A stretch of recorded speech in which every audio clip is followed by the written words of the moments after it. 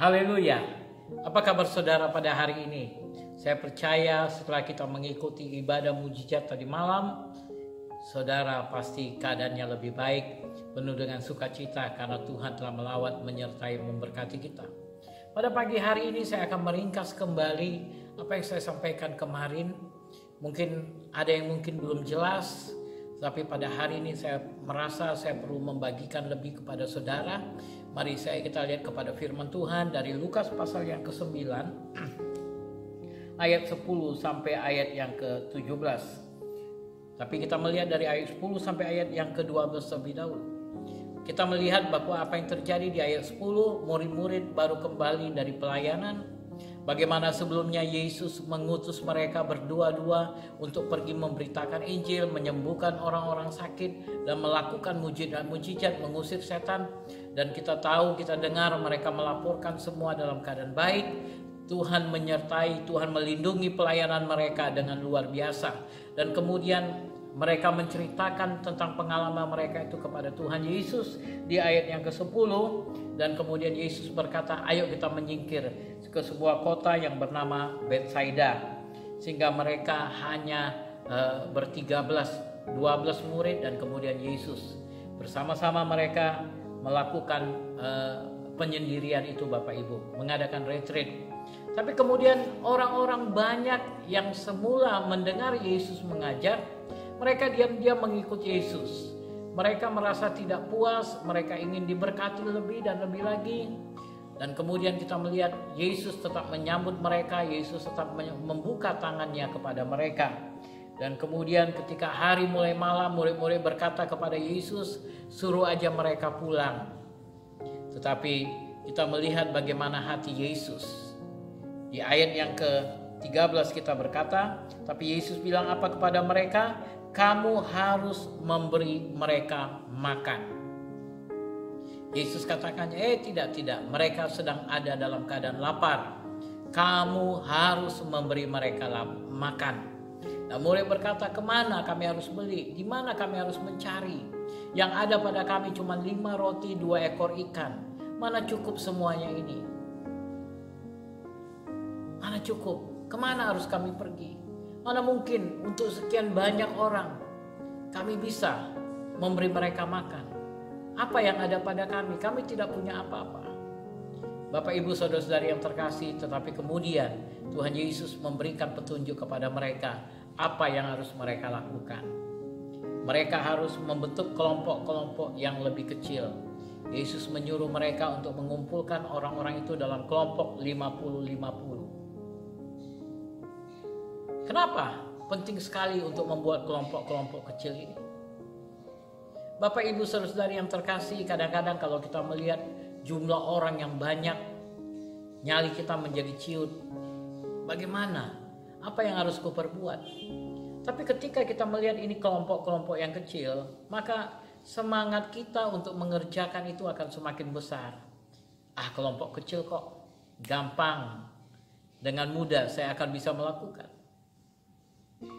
Sehingga itu akan memberikan semangat, dorongan semangat kepada para murid-murid Yesus. Ada 12 murid. Ketika satu kelompok 50 orang, maka 12 kali 50, 6.000. Setiap orang ditugaskan menangani 50 orang. Sehingga pekerjaan itu menjadi lebih mudah, lebih gampang untuk dikerjakan. Dan kemudian Yesus berkata, mari berikan apa yang kau punya. Mereka membawa 5 roti 2 ekor ikan ke tangan Yesus.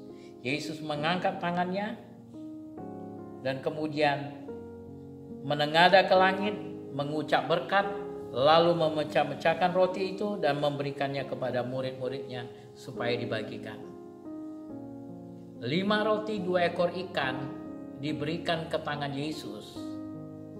Yesus mulai mengucapkan berkat atas 5 roti 2 ekor ikan. Ada rahasia yang besar yang kita bisa melihat di sini Bapak Ibu. Kita perlu senantiasa mengucap berkat dari apa yang kita punya. Ucapkanlah berkat untuk sesuatu yang kecil yang kau punya.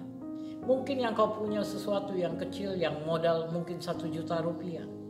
Bahkan mungkin gak sampai 1 juta rupiah, 500.000. Ucapkan berkat. Ucapkan berkat. Ucapkan berkat dalam keluargamu, rumah tanggamu.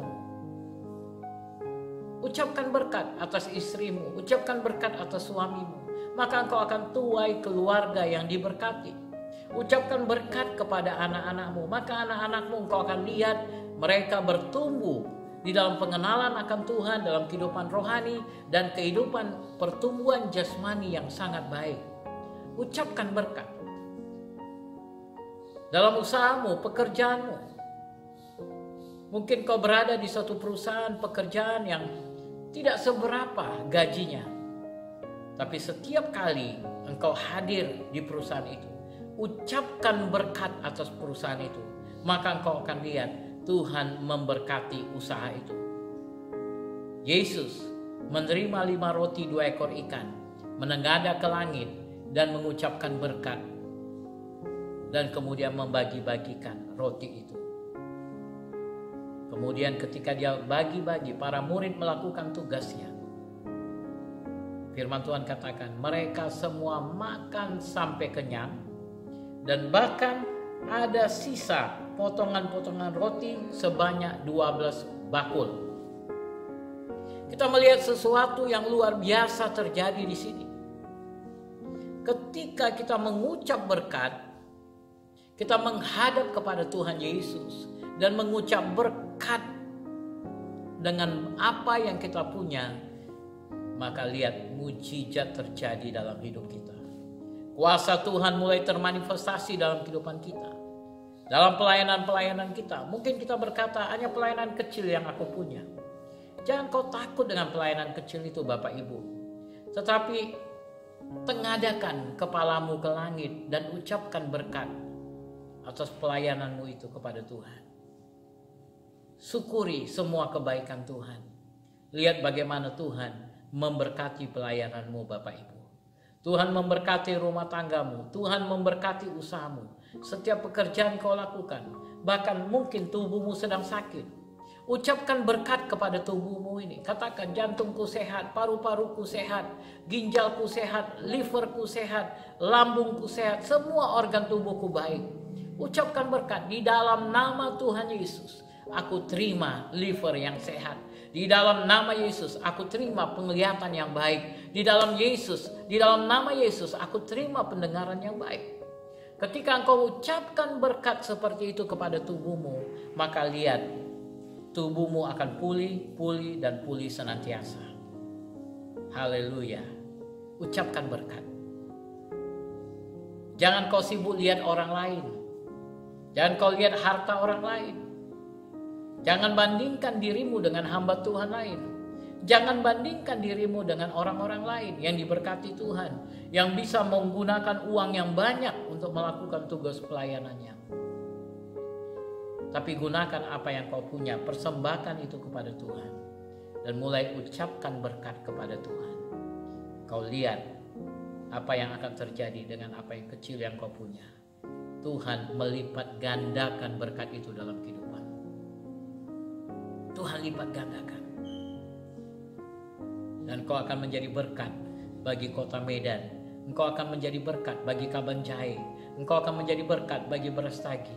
Engkau akan menjadi berkat bagi Indonesia.